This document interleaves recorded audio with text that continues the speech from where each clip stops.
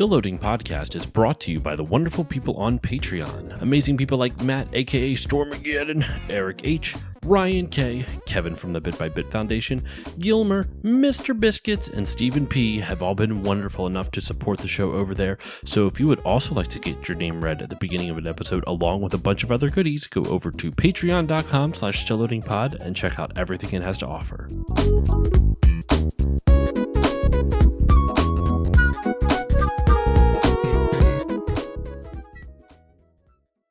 On this episode of Still Loading, ToeJam is a wiener.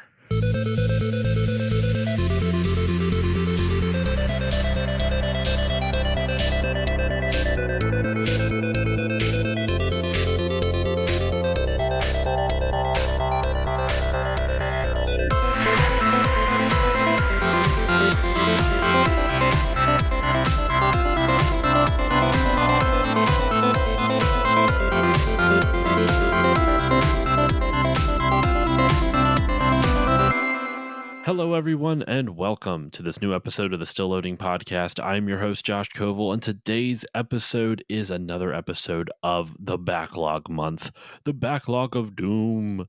No, for those who, I don't need to repeat this. We're in the middle of Backlog Month. I was about to repeat it because, about to repeat what it was, but y'all should already know that. This has been the third week in a row of this. And, there'll be another Backlog Month poll in January. So if you want to get your vote in, if you want to vote for 4 more games for next year's Backlog Month, make sure to join the Still Loading Patreon, especially around January, because that is when the poll will go up. But, we're here to talk about our third game from Backlog Month, ToeJam and Earl, the original ToeJam and Earl. And joining me, the original co-host with the mohost, Justin. Justin, how are you doing today? I'm doing good. How are you? I'm doing fantastic. Happy to have you back on the show. Last time you were on was for the 10th anniversary episode just a few months ago. So thank you once again for being a part of that. And, I got all sappy in that episode. So if you all want to hear me get really sappy with Justin, you can go back and listen to part 2. He was the final interview in part 2 of the 10th anniversary special. So go check that out. But, Justin, we're here to talk some ToeJam and some Earl. So I got to ask you, how did you first experience this game? Like, where did you first kind of encounter it? What is your memory surrounding ToeJam and Earl? Let's hear all about it. Let's get funky here. What do you got? Yeah, I love these funky aliens. But I want to say my first time playing this game was at like a neighborhood friend's house that also had a Sega Genesis, and it was a great like co-op type game that you and a buddy could just pick up and play. And it really was at a prime time in my gaming life, I would say, because I was understanding gaming mechanics and I was really into like funky music at the time. So it was just like, you're still into funky music too. Yeah, I really am. But it was a fun just pick up and play co-op that just had really memorable characters, memorable enemies. I think this was like the first time, aside from maybe Booger Man, where like more like traditional humans were the enemies instead of like your typical monsters and villains and all that. So it was just a unique and fun game, especially co-op. Man, this game is nuts how much different it is with co-op. So I played this back, we're recording this in July, just 3 months in advance, just about. I played it back in March, so I had to do a lot of like refreshers for this. And I feel like this game, I did a disservice in playing this game by not playing it co-op. I feel like it is really meant to be played as a co-op game, and it's like it really I was going to say strives, not strives. It really like flourishes. That's the word. It flourishes. It blooms. It blossoms as a co-op game. Would you agree with that? Have you tried playing it single player versus co-op? And I'm assuming you prefer co-op, but like, do you have any experience with between those two? Yeah, I actually played it myself a few months ago, solo. since they dropped it on the uh, Nintendo Switch, like Plus account stuff for the Sega Switch Genesis. Online, yeah. Yeah, yeah. So yeah, it's definitely a different experience single player between co-op, and you're 100% correct. I prefer the co-op version just because it seems a little bit more. It lends itself more to that style because it's goofy, it's silly, like you're running away from humans all the time. So like with a friend, even though it's like a split screen co-op, um, you could you kind of feed off each other and really like get into the game a little bit more than I'd say solo. I could see that. I could see that.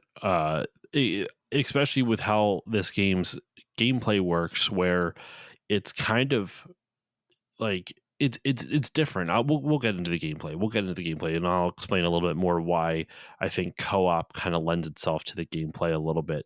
Um, but before we get into the gameplay, we should at least talk about what the premise of this game is. There's not really a plot to this game, so it's not like there's some big overarching story that you really need to break down. So there's no spoilers in this game. Like in this episode, I can't spoil anything for you.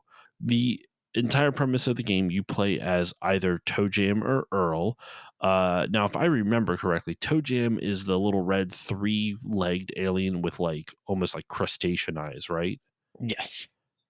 And then Earl is the giant, kind of almost looks like Patrick Star, but orange, and he's got like antenna. Yeah, yeah.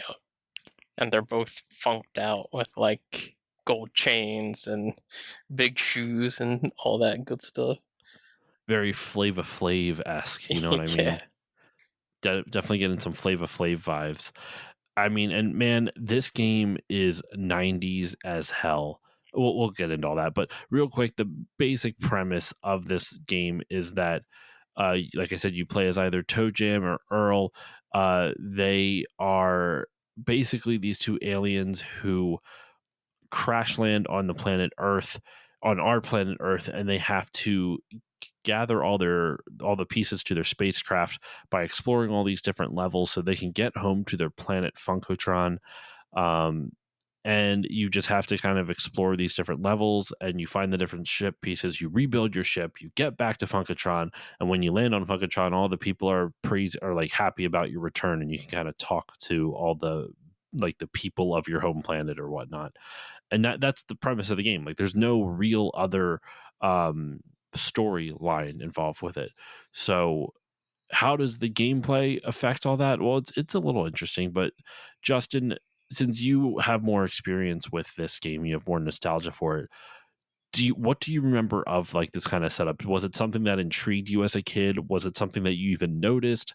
Because for me, I probably would not have even noticed this, excuse me, as a kid. But I'm curious about you, since you grew up with it. What do you remember of? Like, do you have any recollections of this plot? Like, did it even stick out to you? The plot itself was a little engaging at the time for me because, again, it was unique. And ToeJam and Earl are like cool characters, and the gameplay itself was also pretty, I'd say, not typical for a console game. Um, I've never played a rogue game before until ToeJam and Earl, I would say technically is a rogue like game. Um, you can play it, and the levels change every time you play it. Um, that where the ship pieces are change every time. So it's definitely rogue-esque. And at the time when I played it, I didn't really understand that concept. I was like, what do you mean it's different every time we play it? Like, I thought it was over here. What's going on? Yeah, um, but it, at least as a kid, it made it a little bit more, what's the word? A little bit more ethereal. Like, I was like, whoa, what's going on? Like, we're in this elevator now. We're going to like a different area. This is cool. it. I feel like it kind of, from how you're describing it, kind of captured your imagination, right? Like it was something that was Yeah. just so surreal that Yep. you couldn't quite like wrap your head around. And that's part of like the appeal of the game. It's very surreal. It's very satirical and like comically satirical. Especially with like how they portray the inhabitants of Earth, where Yeah. like some of the inhabitants are like fucking like this like dad smoking a giant cigar with pushing around a lawnmower, and he's just trying to run you over because you damn kids or some shit like that. Right? Or like the lady with the beehive haircut, or using the shopping cart and running you over. Hmm. I think there's like a Cupid, like devil type character. Like, yeah, the enemies in this are just wild.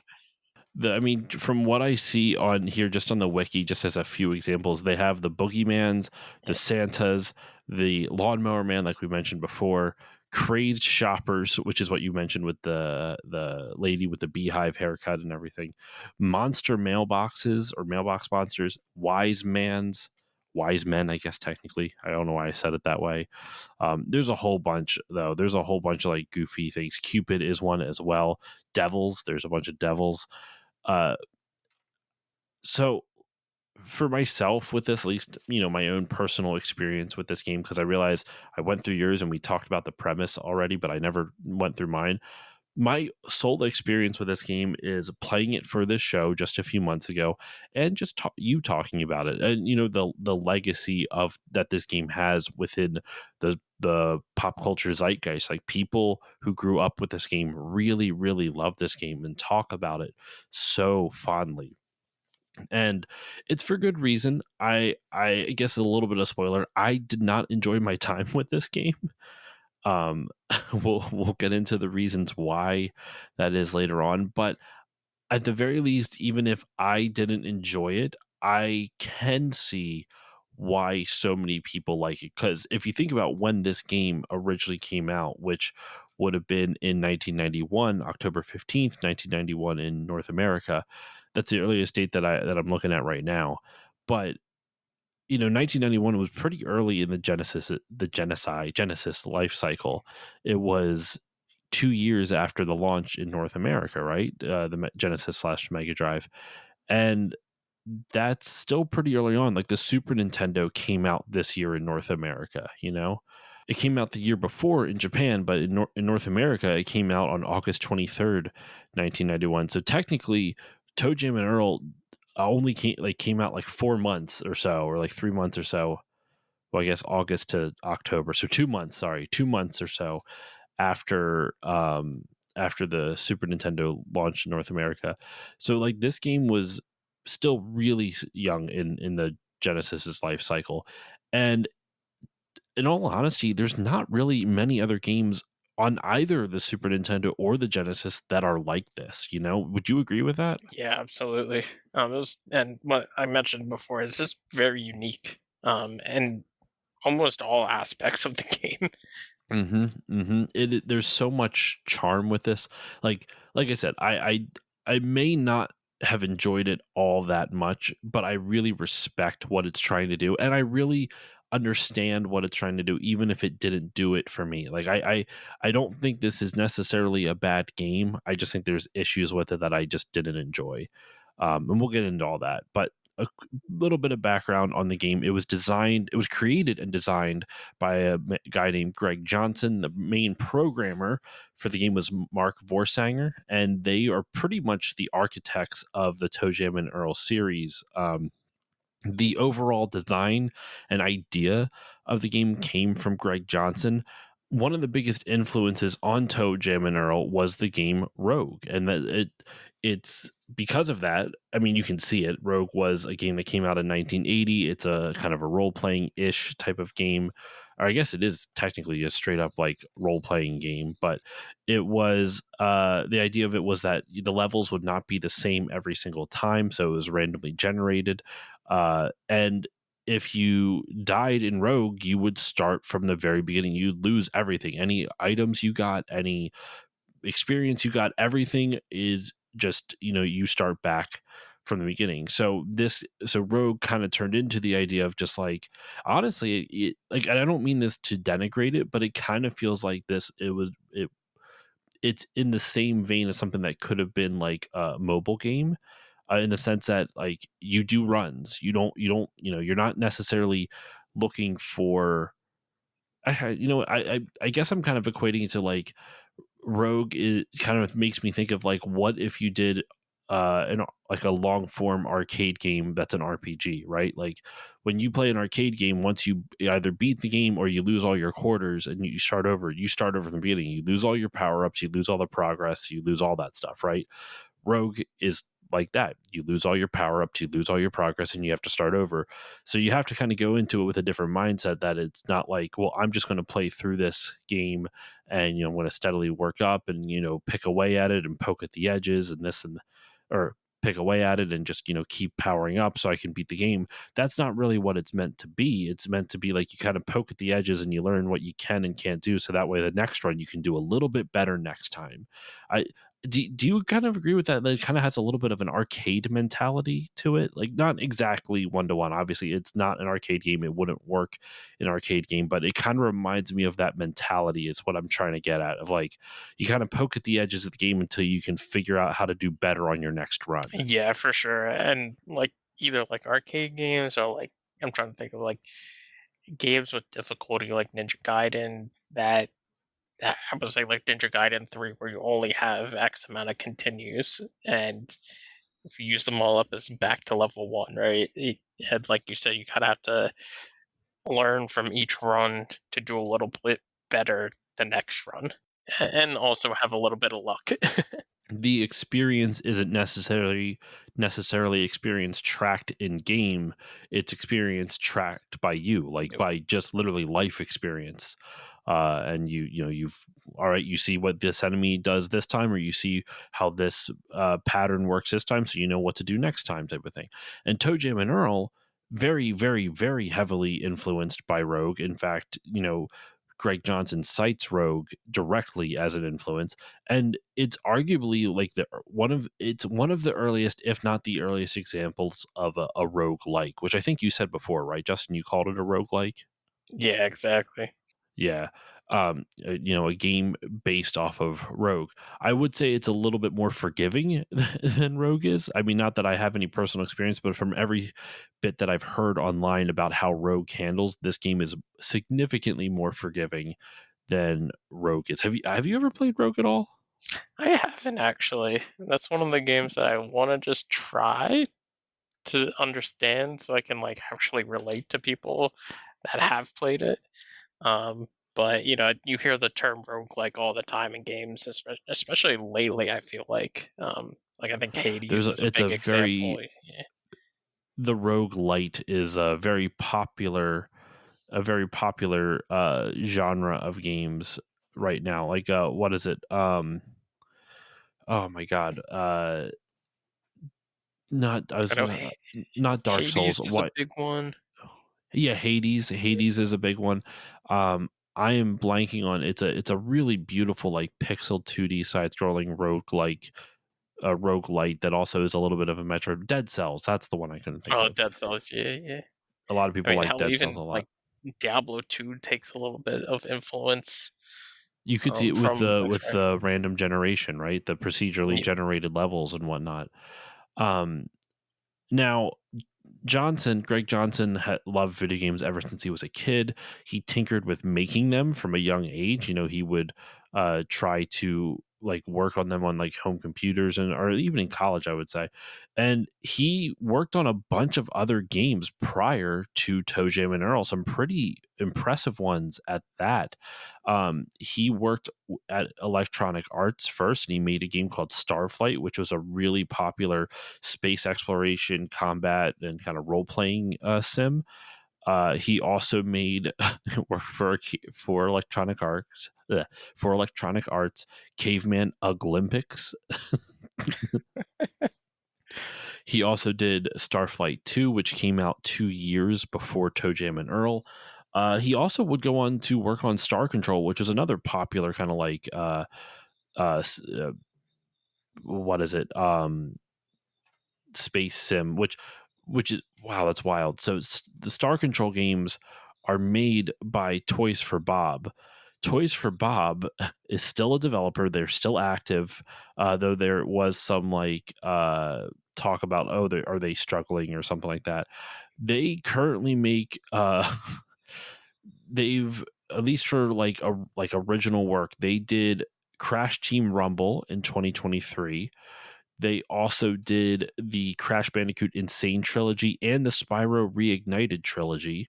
They also made Crash Bandicoot 4. It's About Time. They're the people behind Skylanders. When Skylanders was a thing, like, they have been in the industry for quite some time, man. Like, they have been around, and their first two games are Star Control, which are like insanely influential and popular, at least popular for the time, action strategy games, which is kind of nuts to see. So yeah, Greg Johnson worked on Star Control 2. And he's still working in the industry. Obviously, he worked on ToeJam and Earl Back in the Groove, which is the fourth game in the franchise, came out in 2018. And he also made a game, according to Wikipedia, I don't know much about it, but he made a game called Kimono Cats in 2023. So some other information about him: he went to college for biolinguistics. Do you know what biolinguistics is, Justin? I'm gonna say it's something to do with speech, but that's about it. Y- yes and no.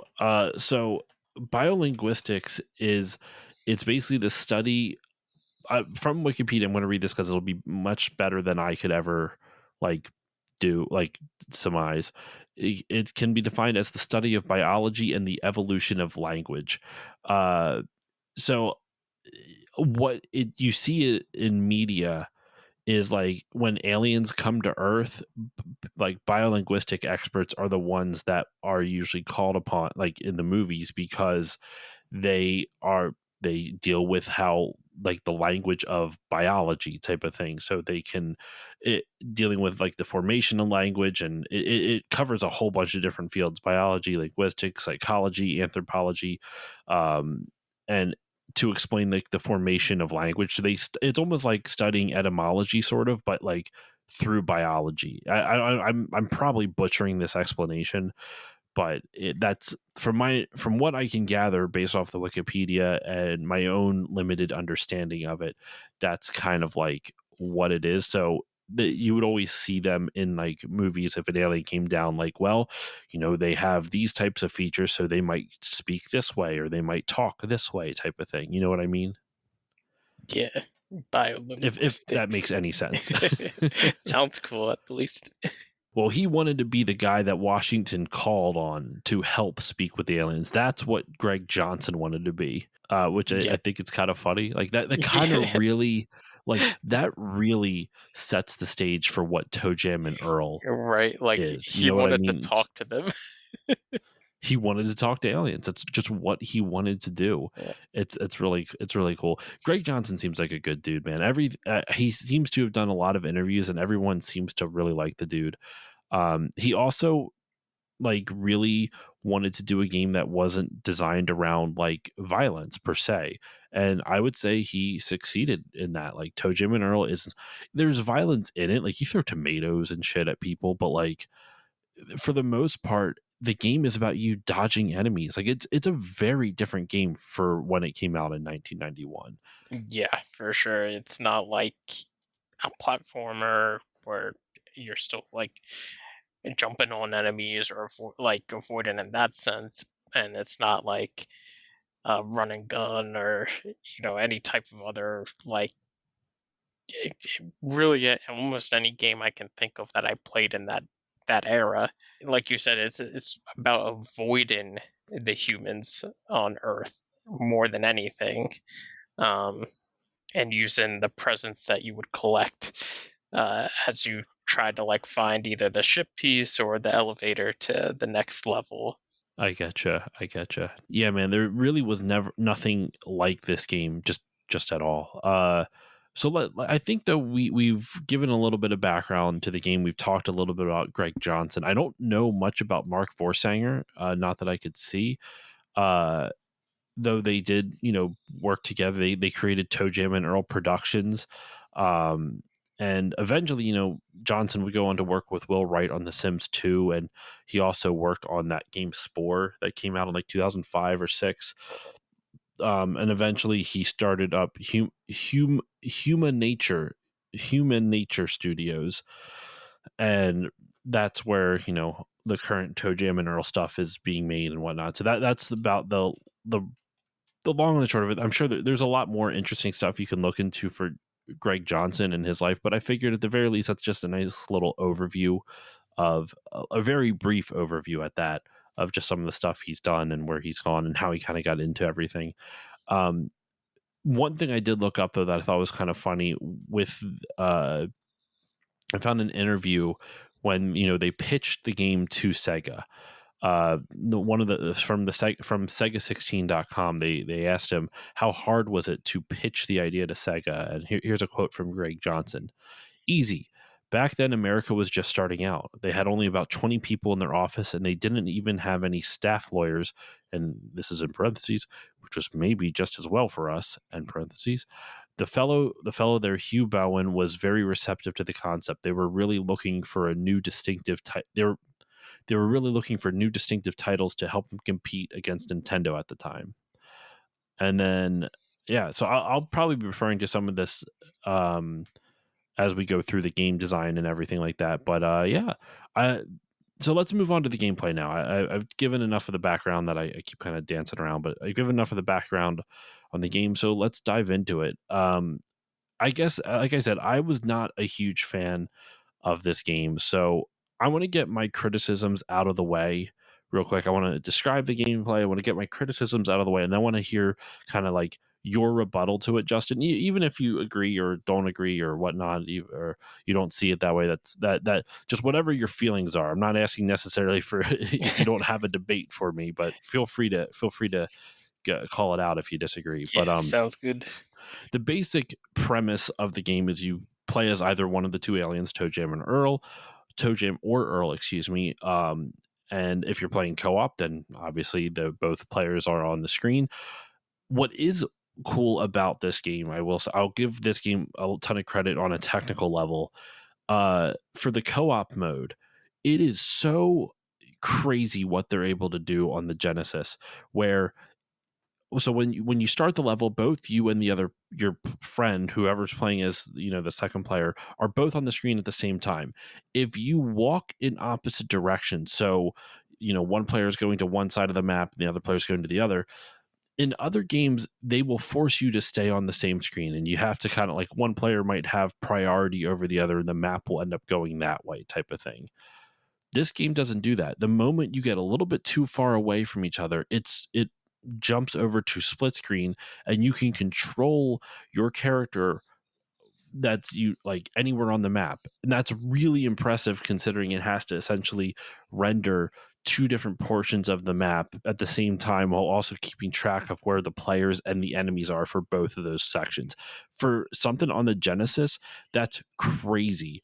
And all credit goes to the programmer of the game again, once again, Mark Forsanger. Like, that is nuts to me.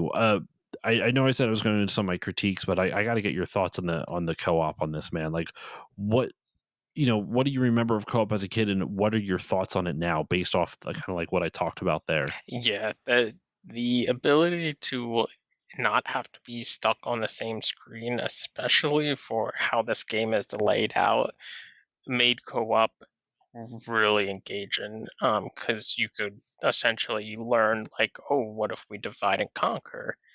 And that really kind of, I would say most games, when you're forced to stick on the same screen, you start to get frustrated at the other player because you're not doing what you think should be done, and you're like, yo, like, what's going on? But this game, you can do whatever the hell you want, and it's fair game. So, in that aspect, I totally agree. The co-op, like how they handled co-op on this, was really awesome. It's really cool how it works. Like, I really wish I would have been able to play this co-op. I wonder if the co-op works on Switch Online. We should try that I sometime, man. believe See it if it, does, actually. I would assume so. I would assume so. Um, but the gameplay, like I said, you're exploring around these procedurally generated levels that honestly I kind of like the visuals for this game. They're very simple, but they're aesthetically pleasing, especially for the time. Where like it almost looks like these floating islands and nothing but blackness. Though there are some levels that have water that you can swim in. Um, and you explore through them. You explore over these kind of like floating islands, and you have to search for there's it's kind of crazy for how many items there are in the game. There's really only two objectives. When you get to a level, when you ride up in an elevator, this weird space elevator, like you said, Justin, it captured your imagination. And if you when you come out the elevator, it'll tell you if there's a ship piece in this section. And once again, it's procedurally generated. You don't know. If it doesn't say there's a ship piece in this section, though, then all you have to do is find the elevator. All you have to do is find the elevators for you to exit this level and get to the next. There's really no reason for you to stay unless you want to explore and find some new power ups, which there's lots and lots and lots of different power ups. We're going to get to that in just a moment. But that's the gameplay. You are searching levels for ship parts. If there's no ship part on the map, the game tells you right off the bat, right when you exit the elevator. So you're not going to be putzing around and wasting your time looking on a map if it's not on that specific level. Uh, I also kind of like though that if you accidentally fall off the islands, you will fall down to a previous to the level below it. So like it keeps all that together, which is kind of fun. I believe the levels stay the same. Like obviously it's procedurally generated for each run, but if you get up to like level 7 and you fall down to level 6, it's the same level 6 as before, if I remember correctly, right? Yep. Yeah, that's correct. So there's all that. Where I have issues with the game, like that's the basic setup for it, right? There's a ton of different items, and I don't mind that. I like that there's a lot of different items. What I don't like is the items themselves. Like I'm never a fan of and this is a personal preference, where there's a game where the game will give you humorous ways to hurt you, and that's supposed to somehow lessen the sting of getting dicked over by it. It's like, well, they unfairly did something to me, but look how funny it was. I fucking hate that. I don't find that enjoyable at all, because then now it just feels like you're trolling me as opposed to actually letting me like learn the gameplay. um Right, you're adding the humor to your insult. it- the humor is like fine. Like I don't mind games that are funny. I just don't like it when the humor is at not even at the expense of the player. It's at the expense of something you couldn't control in the first place. Like if I did Right, something and right. made a mistake and then it's like, haha, you're stupid. And then I'm like, okay, I was stupid. Make fun of me. But if it's like giving me something to like just tinker around with the gameplay like that I'm supposed to do, because when you get items in this game, listeners, it's in a package that's unmarked at first. So there's different color presents. There's purple. There's like they're basically just presents with polka dots, and depending on what color the present is, determines what's inside it. You don't know. So, for example, there is tomatoes power up, which lets you throw tomatoes, right? And let's say that's in the red present. That will be whenever you see red presents throughout the rest of the run, it's always going to be tomatoes in those red presents. When you start a new run, it randomizes that again. So the red present might be something else, like the slingshot or the rollers or the rocket skates or something like that. I like that idea. I like the fact that like every run, the presents are randomized. So you have to like open them up and see what it is and this and that. Um, I'm just not a fan. I'm not even going to say it's bad design. I don't think it's bad design. It's just design that I don't enjoy, where you are supposed to open up the presents so that way you can see what they are, and the game doesn't really tell you what the items do per se, unless it's in the manual. I should double check that. Um, but the game doesn't really tell you what these items are until you use them, and a lot of them are good. You have like the Icarus wings, which allows you to when you're standing still, you can flap. Oh, wait, are the Icarus rings good? You can fly with those, right? I'm not going crazy. Yes. Yes, yeah, yeah, you just have to be standing still to use them, and then once you take flight, you can, like, move around the map, That's what so I you can thought. avoid gaps and enemies and water if you want. There's also tomatoes, which is one of the few weapons you get in the game, but also once again, you don't get it often. So most often, or most of the time in the game, you will not be attacking enemies; you will be dodging them. Um, there's also food, which can heal you, but also 30% of the time, or the vast majority of the time it heals you, but there is a percentage like 30, 40, maybe 25%, something like that, where it'll hurt you, which is, once again, I also dislike. That's annoying. Yeah, you get the rotten food. If you pick up root beer, it just causes you to burp, and then you're just stuck there while enemies are trying to attack you because you're burping too much. Yeah, and I think it attracts enemies around you That would not be too. surprising to me at all. Eh, There's tons of different, like there's a lot of different items, which is cool. But I think the phones also serve as like checkpoints, right? Something like that. The phone service, like, they'll unveil, That's what it is. portions of Sorry, the yes, map. Yeah, yeah, yeah. It'll reveal other. which I think it Sorry, what were you saying? yeah, I was just gonna say, like, I think that's also, like, a pretty cool technical aspect of the game. Was like, this is one of the first games I recall that had, like, a mini map per se. Well, not a mini map, but a map that you could load up, as you're playing the game to kinda figure out where you are. Mm-hmm. Mm-hmm.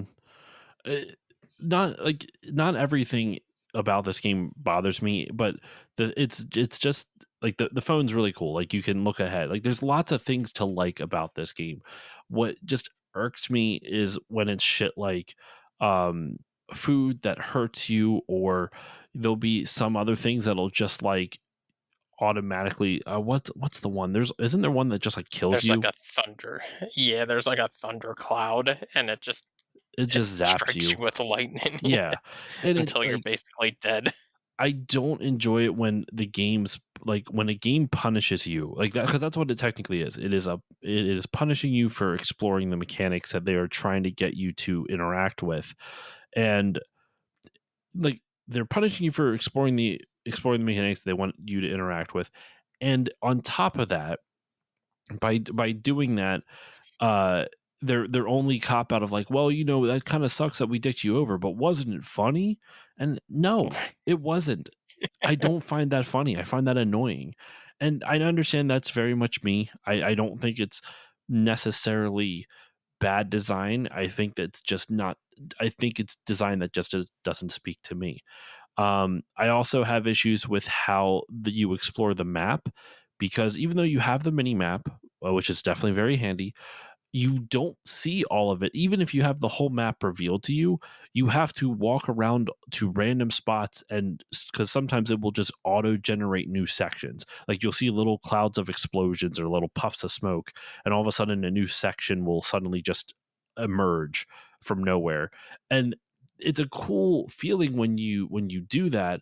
And I'll be honest, on my playthrough, I lucked out that I was able to find the right path to get to where I needed relatively easily. But I could totally see in a playthrough, in a run, where you're just aimlessly wandering, trying to find where you need to go, and you can't see where you need to go, because even if you have the whole map explored, because you didn't find that one pixel that will suddenly poof a new part of the map into existence, you're just kind of aimlessly wandering until you find it. And I'm not really a fan of that. So that's really where it kind of got under my skin after a while, where it was fun having to dodge the enemies and use some of the items, but because the items were usually like not always helpful, even some of the ones that are meant to be helpful, like the fucking like the rocket skates that you can get away from things really quick.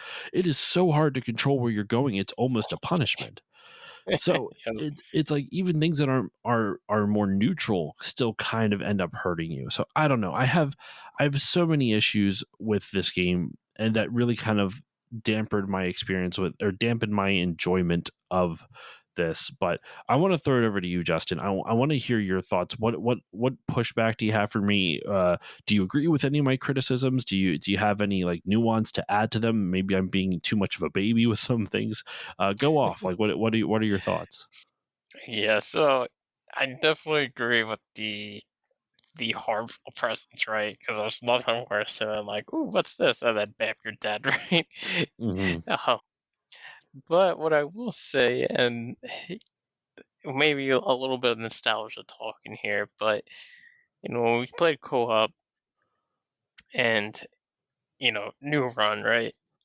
We know that eventually we know what the items could be, and so we get out like a pad and paper, and we're like, okay, we just got this item. What is it? We open it and we write down, okay, like blue is slingshot. Okay, cool. That's a safe present. We got another colored present. We open that up and we're like, okay, red is tomatoes. And then we got like another present. We're like, okay, this one's thunder. Don't open this one. Um, so it kind of made like the collaboration fun. And like you said, since the presents are randomized each run, it kept it fresh in that regard. The main problem I have is there's a present that actually re-randomizes all your presents. So Oh now, yeah. now Oh, all your fuck that hard work present. is right. That is the biggest fuck you in that game.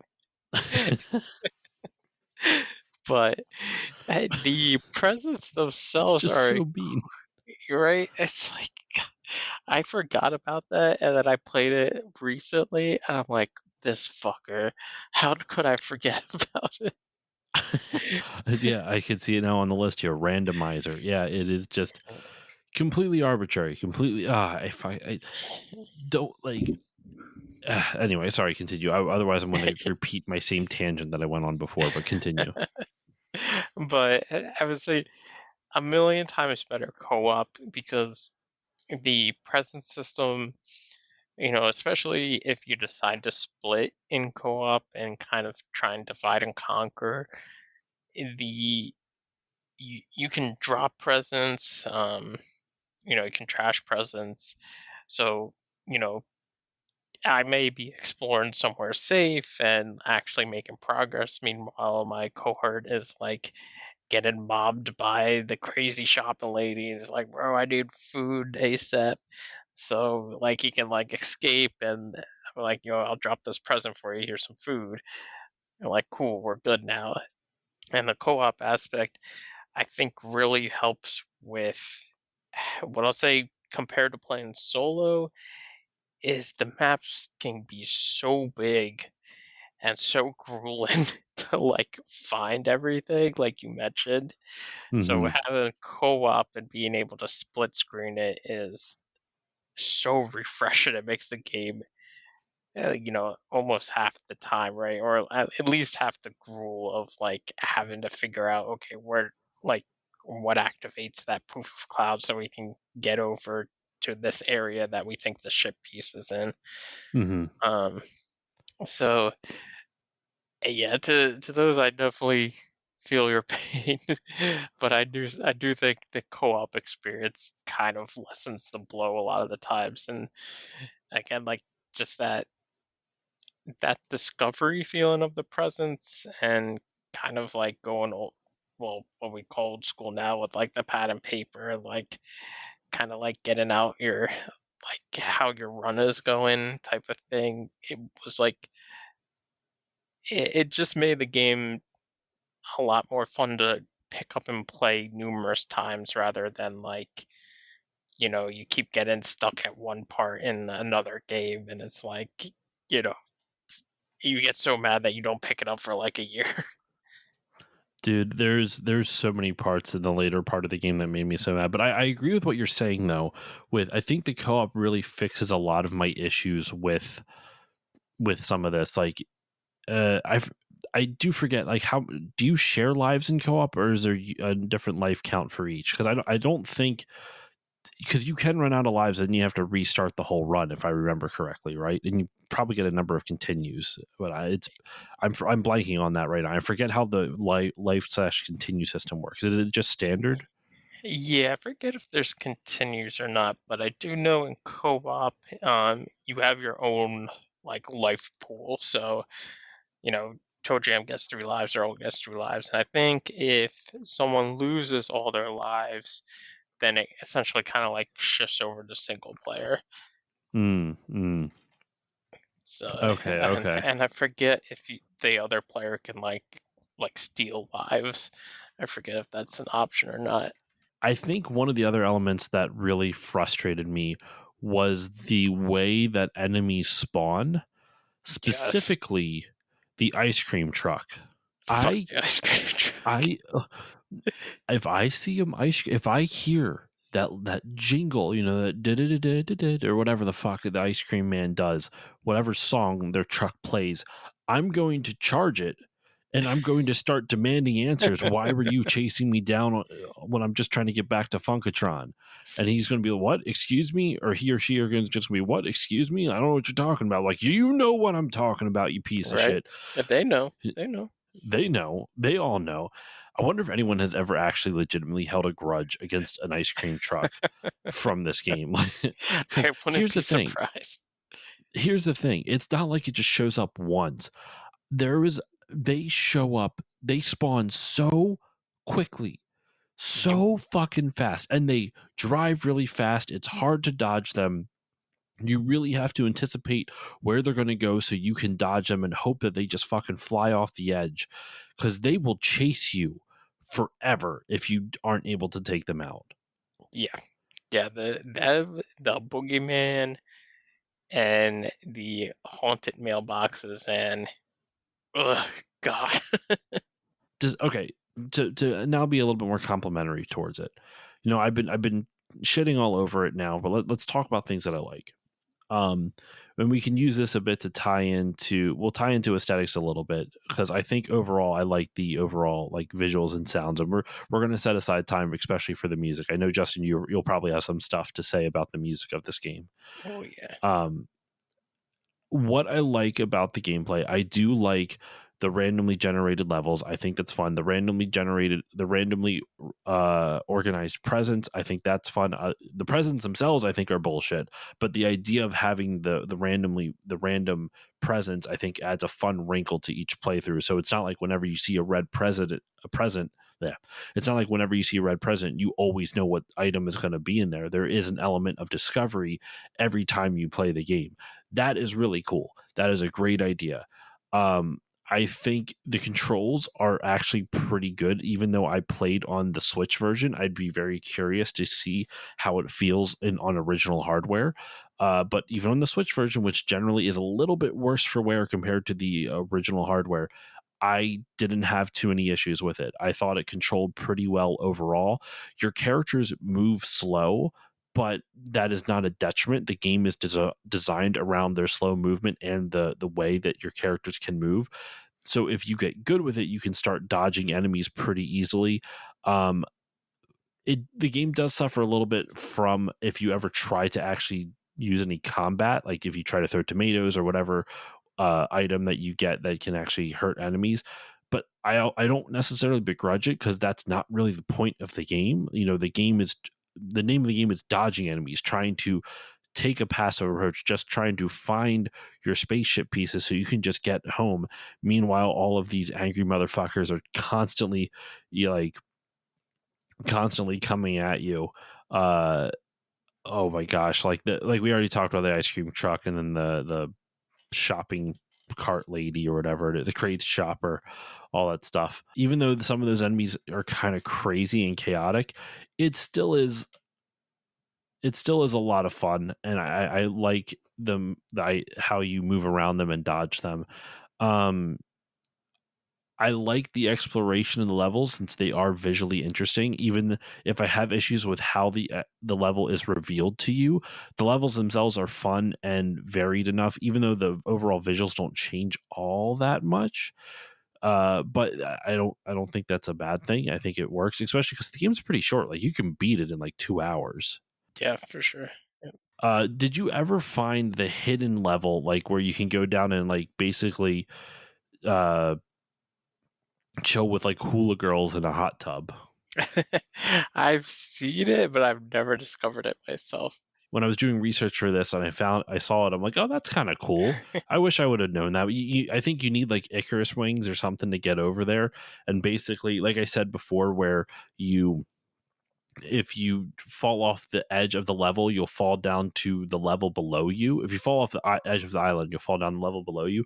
When you're on level 1, there is a random like hole that you can find and fall into, and it will take you to the hula girls. Oh, yeah. That you know how ToeJam and Earl like to party. Uh, so moving on to the overall visuals and just aesthetics, visuals, aesthetics, music, all this stuff. I've talked a little bit about what I like about the visuals. I want to throw it over to you, Justin. What do you like about the visuals and overall aesthetic of the game? I mean, I'm a huge fan of like ToeJam and Earl does like their design, their drip, everything. Like, I thought they're like some of the coolest characters. Even today, I still have a fondness for just their character design. Um, and like the enemies themselves, I thought were like fun, like maybe satirical, like American type, everyday American type personified as an enemy type thing. And just the visuals of the levels themselves are typically like kind of like bright, funky colors. Um, and like how you describe like how Mm-hmm. most of the level is like a black starry like universe background. Um, was pretty cool, but overall, like just the aesthetics of everything were just, at least for me, it was just like a home run. Mm-hmm. I love like even just like the like the loading screens and stuff like Yeah. that, right? Like when you are like I have a video of I have a long play of the game up in the background right now. And like the main screen is literally just it is the most 90s, it's like Saved by the Bell Yeah. vomited onto my console, right? Yep. It's got little swirly cues and like well, hashtags as we call them now, pound signs, whatever you want to call it. Uh, and then it has like ToeJam and Earl written almost in like a semi graffiti style, but it's not really graffiti. Um, it's very kind of chicken scratchy, and then like all like the random blue triangles and shit, blue triangles and red dots, and it's just nuts. It's red.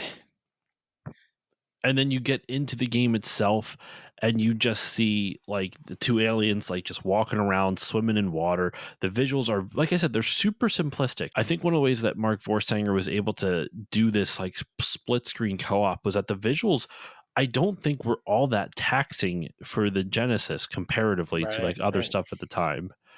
um Other parts of the aesthetic though that I like is every time you get into the elevator, ToeJam and Earl have a little conversation. Like especially if you're playing co-op, they talk to each other in the elevator. And they have like funny bits of dialogue and stuff like that. Um, they're like, as much as I have issues with the gameplay, I think where this really shines is just in the overall vibe and aesthetic of this, because it's fun. Like the whole thing is just fun and campy, and it knows what it is. It knows it's silly, but it also knows that it's kind of cool in its silliness. Like you don't normally see things that are knowingly this goofy and this silly, but also are able to pull off cool for the era that they're in. Like obviously now, I mean, I don't know how people, older than us felt when ToeJam and Earl came out. Like, we're like teenagers of the '90s thinking like, "Oh, these guys are actually kind of cool," or were they like, "Well, this is just like cheesy, like cringy or something like that."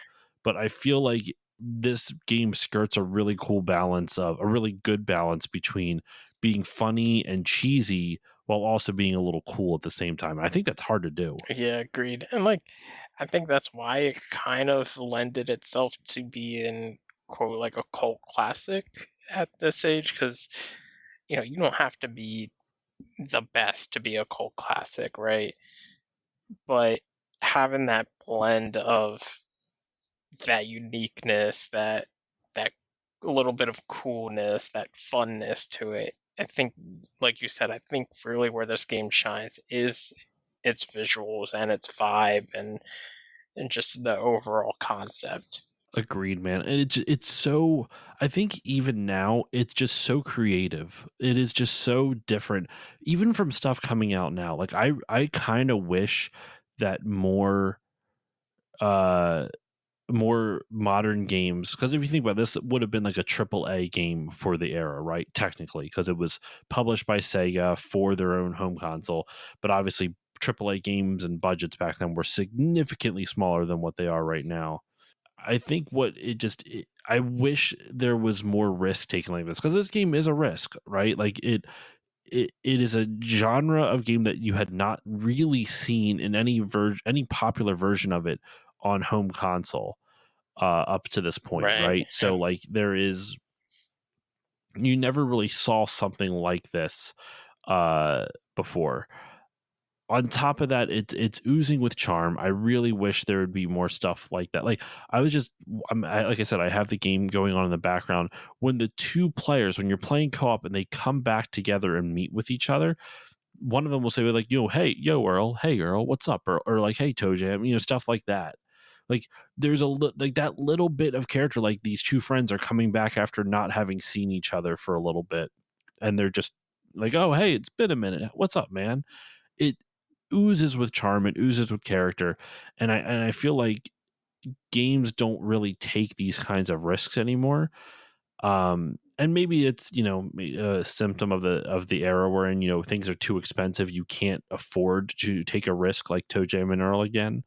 Not that it was like a crazy risk for Sega, but once again, like there really wasn't anything like this on home consoles. And even I mean, I don't think there really was anything at all like this even after the sequel. ToeJam and Earl 2 was not like the first one at No, all. yeah, the ToeJam Earl 2 went to like platformer, essentially, side-scrolling platformer, so completely different. Um, Hmm. but yeah, I mean, just going back to what you said about like the charm and everything, they really gave ToeJam and Earl personality, which I think, you know, not a lot of characters in video games had at that time. You didn't have like you always had like the stereotypical like the rugged one or the cool one or the chill one or the sexy one, but you know, ToeJam, The sexy yeah, one. well, you always have to have the babe in there, but Who would be a babe in ToeJam and oh well, Earl? not in ToeJam and Earl, but I'm talking about like just I know they don't have it. Oh, it's the yeah, Hula it's the Girls. Hula We'll just go with Girls. the It's Hula the Hula Girls. Girls. But, But no, sorry, continue with your point. but like I'm thinking of like Streets of Rage. Yeah, yeah, like Blaze, who was the Hmm. babe, and like Axel, who was like the just the main character, or Max, who was like the big burly guy. But to me, they didn't have personality, right? Um, but I think they did a really good job, and maybe this is uh, the biolinguistics shining through, but Yeah, they yeah. really gave ToeJam and Earl like distinct personalities and ones that are like really memorable. The game just oozes with charm, man. Like everything about this is charming. It's very 90s, but and sometimes you would how can I put this? So you know how like some games now will come out and it's very clearly a throwback to the 80s. Like they're very trying to emulate the aesthetic of the 80s, synth wave and all Right, this other yeah. shit. This game, even though it came out in the 90s, uh it feels like it would be a modern game that is giving a 90s throwback. You know what I mean? Like a 90s aesthetic vibe throwback. But it came out in the 90s. That's what's so interesting about it. Um, but yeah, I really enjoyed the overall visuals of this game, man. It's a lot of fun to watch. It's a lot of fun to look at. There's a lot of cool ideas that it offers. It's a great time. I want to move on now, unless you have anything else to add to the aesthetics, Justin. So if you do, feel free to chime in. But after you have, if you have anything to add to the aesthetics, music.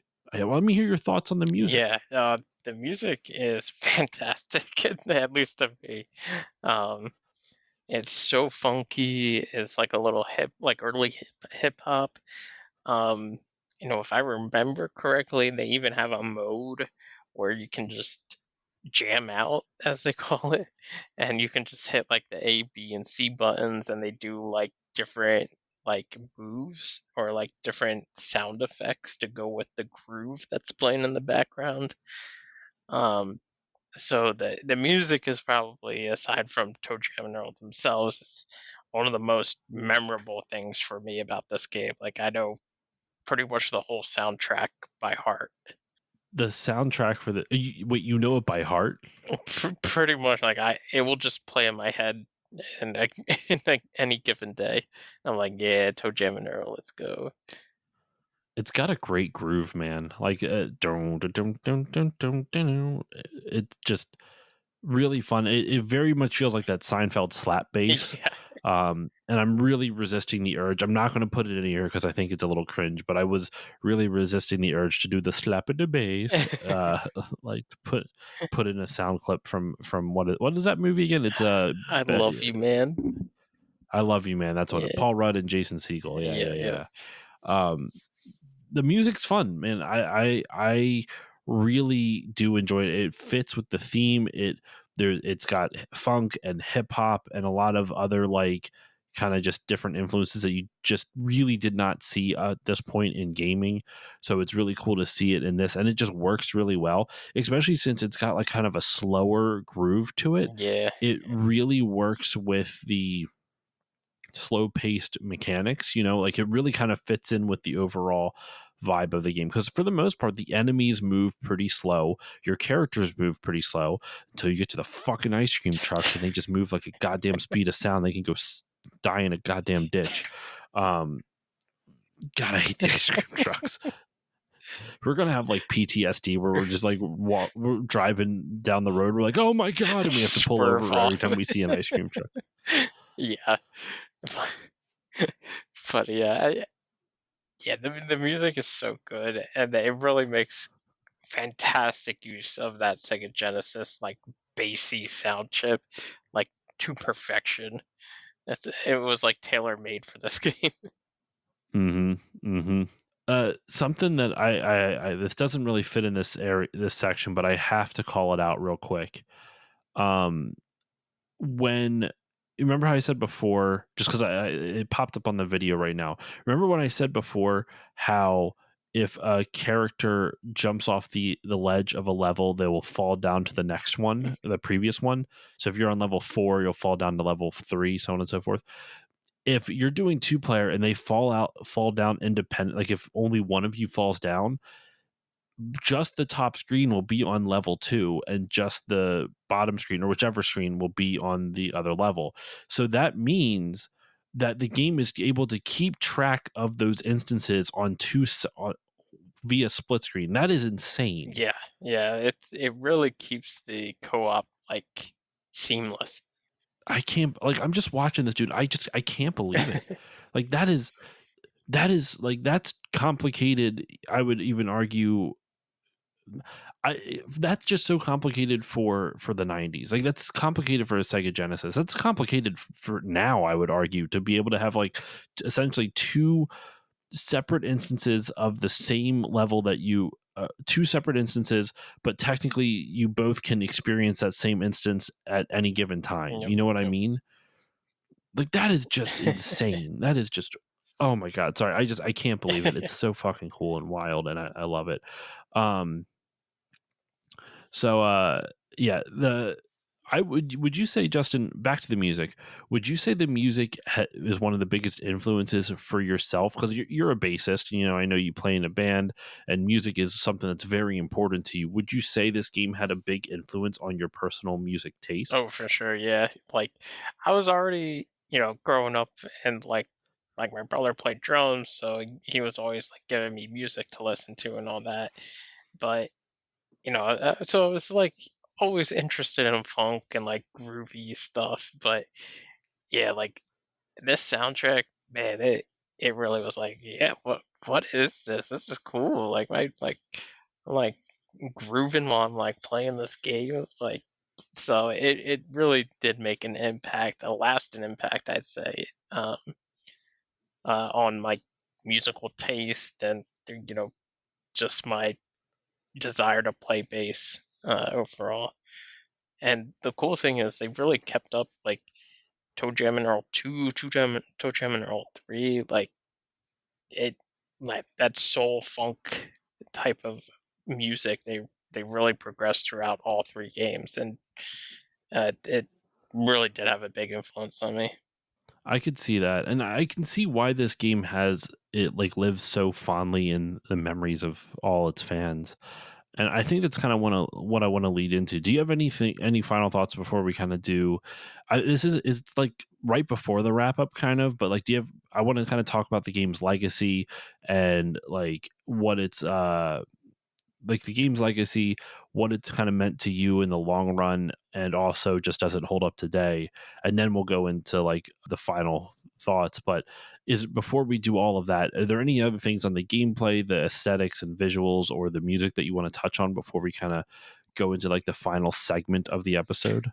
I would say I think overall, it's just the little touches they did on how you're interacting with the world was really nice. So like for instance, if you get too close to the edge, classic platform style, your character kind of like wiggles over the edge to let you know, hey, you're like pretty close. Like, don't keep going that way or you're gonna fall off. But with ToeJam and Earl, like do a little like I think like ToeJam is like whoa, and like Earl's like ugh, as they get close to the edge. So like the animation for them is different. Yeah, yeah, and they have like little sound effects for each of the characters. Um, when you like jump into the water, like Earl does like a big, like almost like cannonball type thing as he jumps in. Um, as you said, when you get on the elevator together, you like chit chat, and that when you ride the elevator, it's there's no music that plays per se, but it's like just kind of like claps and like record scratches um, as you like ride in the elevator, which kind of like the elevator dings and it loads the new level, and you're like, "Ooh, what's this?" And then sometimes the soundtrack changes as the new levels load it. Hmm. So it really like just all those kind of like little details, I think really gave heart to this game. Um, and, all the enemies have like their own little sound effects. Damn ice cream truck. What? Sorry. Like the damn ice cream truck. I can't stop thinking about it. Um, Oh, the but ice cream truck. each, yeah, yeah. But each enemy has like, like the boogeyman. Like, I think the boogeyman itself, like, kind of hides in the shadows, so he doesn't appear until you're like really close to him, and he creeps up behind you, and all you just hear is like boogie oogie oogie, and you're like, oh, what the? What are you? Yeah. Stranger danger. And like, you're right, and like Santa Claus will like ride around in a jetpack, like, Yep. like Yep. what's this dude doing? So yeah, this game, I agree. The gameplay itself can be frustrating. Um, and some of the underlying mechanics can be flawed, but there's so much charm wrapped into this project, and I really think it was. There was so much dedication by these two guys, and just a lot of detail poured in to pretty much every aspect of the game that I think really is what makes this game overall. I can see that. Um, I would say for me, like I want to ask you where you think the legacy of this game is. Like, how does it fare in the in pop culture zeitgeist? Um, I want to say, at least for me, I think that this game largely looms large in the minds of millennials and like elder and like Gen Xers and stuff like that, like people who would have grown up with it, but it doesn't really have too much longevity outside of this. So Yeah. yeah, I mean it has at least some type of legacy because, there are still games that are, there was a game that came out in 2018 and it got a whole bunch of money on Kickstarter. So there is clearly still an audience for it. Has this game influenced others? Maybe in terms of like going for its type of aesthetic, but not like, in terms of gameplay, like there's other games that do like roguelite or roguelike stuff.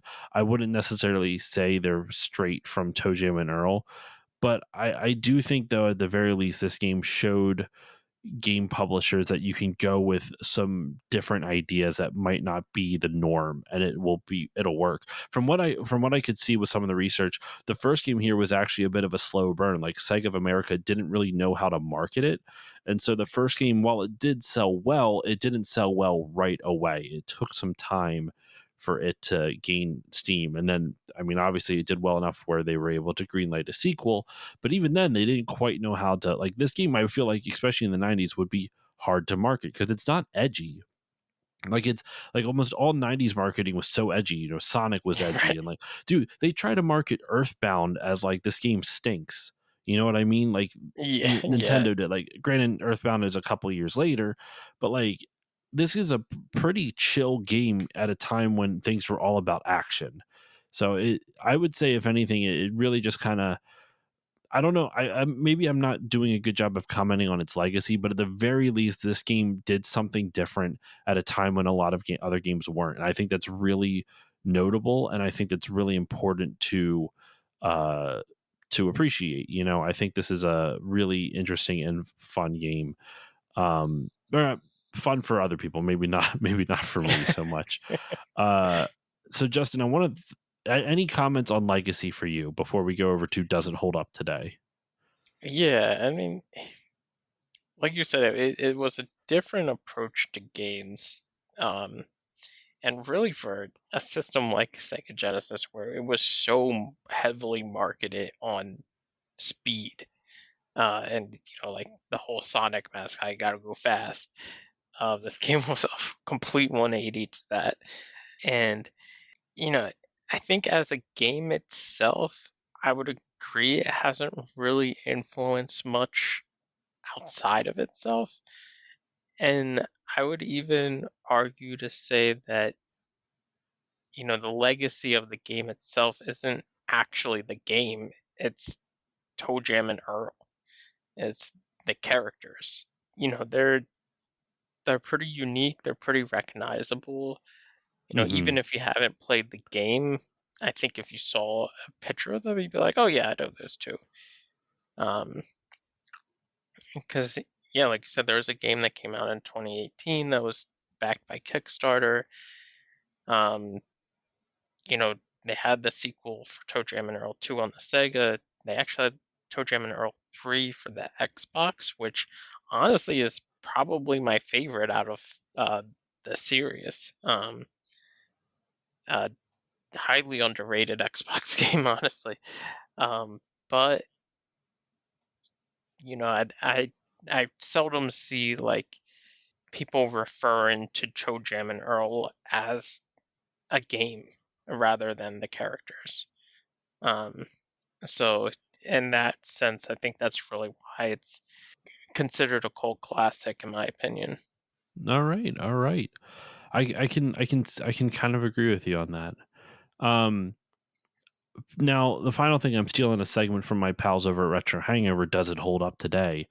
And I think that's an important question to ask for retro games because now does it hold up today is very much, it's not necessarily always a fair argument to the game itself because generally you need to take into context, was this game, when did this game come out, that kind of thing.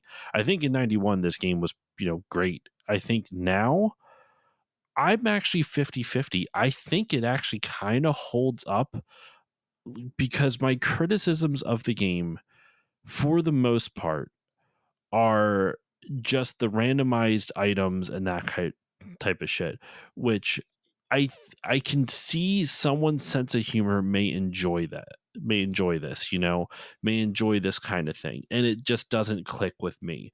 So I don't want to say, oh, this game's bad because The way the game kind of makes you try all these different items. Like generally, once you try an item and you know it's stupid, then you don't try it again. Uh, so you know not to do that, and you only have to really guess, test, and revise like once or twice, and that's cool. That's fine. I would say the in general, like the controls still feel really good. The music, it's still fun. Like it's still fun to listen to. The visuals are still like decent. Like I could totally see them doing like these type of visuals in like a modern indie game or something like that. I think the gameplay is interesting and varied enough. Like I don't know, I'm torn because it's still very dated, but I still think there's enough here that with some that some people would still enjoy this. And I'm not even talking about just millennials who have nostalgia for it. I didn't completely hate my experience with it. I just got bored of it very, very quickly after it was the same stuff over and over again. You know what I mean? So yeah, does it hold up? I think it's a mixed bag. I would say it's 50-50. I'm maybe a little bit more to know just because I didn't really like it, but I think there is an element to this that still holds up. What are your thoughts, Justin? Yeah, I would say I would agree with the 50-50. I think, it's a great timepiece. It it really is almost 90s in a cartridge, so to say. But, I think the desire, I think, is still there for couch co-op games, that kind of, aside from Nintendo, have taken a back seat in recent generations, I would say. So as like a couch co-op game, I think it absolutely holds up. As a single player, like, let's just pick up this and play it because I'm bored. eh, I think you're changing games pretty quick after a little while. Yeah, no, I get you on that. I can totally see that. Yeah, I'm with you on that. So overall, I think this game, like just kind of final thoughts now. Uh, I liked this game well enough. I didn't. I'm kind of torn with it because like right now I'm watching the parts of the play where Earl just got killed by a boogeyman, and I'm like, oh, this fucking guy, fucking boogeyman and ice cream trucks, and like parts of that is just complete bullshit, which is the parts that I don't think holds up. But then like the basic gameplay premise, I think that you know what that kind of clarifies it for me, Justin. I think the basic gameplay premise holds up. I don't think everything about this game does though, between the Yeah. boogeymen, between the bullshit item stuff, between the some of the how it's like impossible to like get away from some of the bad guys and they don't really give you an option, and that stuff like that just gets under my skin. Anyway, over final thoughts on the game. It's not my cup of tea, but I can see why it has the cult following that it does. I can see why people like it. I just didn't personally like if on a scale of 1 to 100 in terms of enjoyment, I'd give it like a 65. Like I liked it more than I disliked it, but it still was not like something I'm like eager to go out and play again. But Justin, final thoughts on ToeJam and Earl? Yeah. And today, trying to take nostalgia out of it, No, no, no, no, no. it's Put nostalgia you're into it. touching it. This is All right. you're allowed to. Nostalgia is part of a review in some way, shape, or form. Like it's That's good to true. acknowledge the flaws of it, but like, do you like final thoughts on the game? You can nostalgia like it's this isn't reviews aren't objective as much as people like to say they are. Like you should try to be objective, but you're going to have your own personal flavor thrown into there. Like I gave this game a poorer score because I didn't like the sense of humor. You know what I mean? Like that's not being objective. So no, if nostalgia puts into it, by all means, sir, go off on your nostalgia. So yeah, to me, this game, final thoughts, amazing co-op game, um, in multiple facets. It's a game that pretty much anyone can pick up and understand, because it's Yo, you're so right. That's basic something in we the didn't premise. discuss. You're 100% right. Sorry, Yeah. continue. That's a very good point. Yeah, so like, I can get my partner to play it briefly, probably, but at least they'll be able to jump in and play it for a little bit. You're like, oh, okay, that was fun, sure. Um, but yeah, like anyone can pick up and play this game. I would say co-op, it's a completely different experience. It's a lot more fun that way. It's a lot more collaborative. Uh, you know, especially if you start to split up because someone could be like 3 levels ahead of you and like getting their ass kicked by the ice cream truck man while you're down in with the hula hoop girls. So, Yep. um, it's a really fun co-op game. I think that's where it shines. It the like we said, the aesthetics, everything of it is really just the '90s in amber. Um, it's almost a cultural art piece at this point. Um, but yeah, the single player really highlights some of the flaws, like you said. It's they um at least for me, I find the actual like use of presence uh not as fun because like aside from maybe like the Icarus wings and sometimes the rocket skates or the inner tube, like the weapon items feel a little clunky and not Hmm. that effective.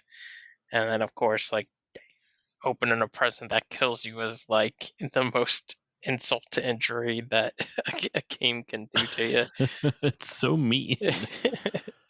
But it for the time and everything, it is a really quirky, unique game, and it's one that will always kind of just stand out in a collection. Hmm. Hmm. I can see that. I would agree with that. I would agree with that.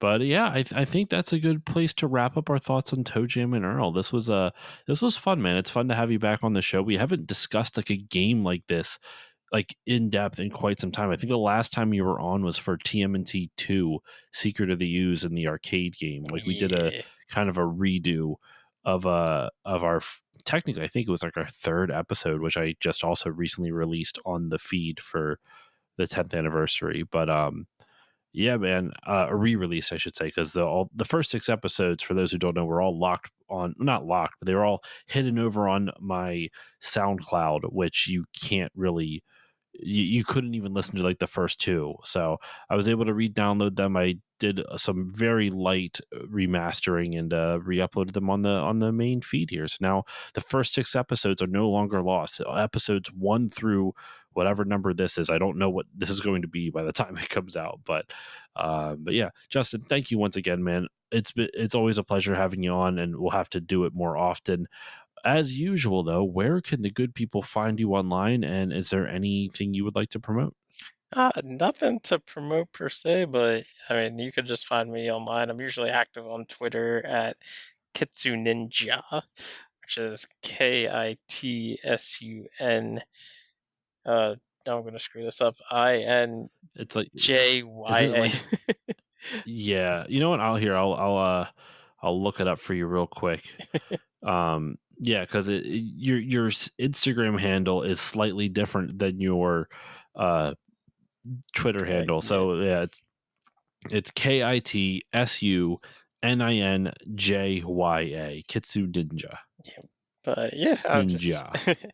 yeah, just kind of in my music phase, I guess, on Twitter. So you'll see me posting a lot about different Japanese idols, Lots of yeah, Japanese idol stuff. yeah, and some band stuff, but and just music in general and games. But um, yeah, All right. Well, thank you for coming on. And as usual for me, listeners, you can find me on Facebook, Twitter, Instagram, Threads, Blue Sky, Twitch at Still Loading Pod, and all those in all those locations. At Still Loading Podcast on YouTube. If you would like to support if you liked what you heard and you want to support the show, you can do something literally at no cost to you, just a little bit of your time. You can give it a 5-star rating or review in whichever podcasting app you use. It does help more people find the show, especially Apple Podcasts and I guess Spotify too. Yeah, Spotify. It would mean a lot to me, and it helps grow the show. If you like it a lot, there's a patreon.com/stillloadingpod. And for $1 a month, you'll get all the episodes a little bit earlier with better audio quality, as well as access to patron voting rights, which I mentioned at the beginning of the episode. Where you can vote for upcoming topics on the show. I usually do quarterly polls, and now the yearly backlog month poll. So this one was part of that. And yeah, you can check out all that over there at patreon.com/stillloadingpod. That's at $1 a month. For $3 a month, you get everything prior, plus get a patron shout out, which you heard at the beginning of this episode. $4 a month gets you everything previously, plus 2 mini bonus episodes. And for $5 a month, you get everything I mentioned before, plus access to my monthly movie podcast, which, if I am doing my math correctly, next month will be the start. We're wrapping up Still Bonding this month, or it has already been wrapped up. And actually, I want to say the finale of it, which was a ranking of the James Bond movies, is going to be out on the free feed. I'm going to release it along with everything else as kind of a way to show my appreciation to all my previous guests who set aside their time for something on the Patreon. And the next series up is going to be Still Family, all about the Fast and Furious franchise. Lots of stuff coming. I can't wait to start that series. But yeah, patreon.com/stillloadingpod. And that's it. That's all the time I got for you on this episode of Still Loading. Thank you all so much for listening. Justin, thank you once again for stopping by. Always a pleasure, sir. And with all that said, listeners, I will see you all next time.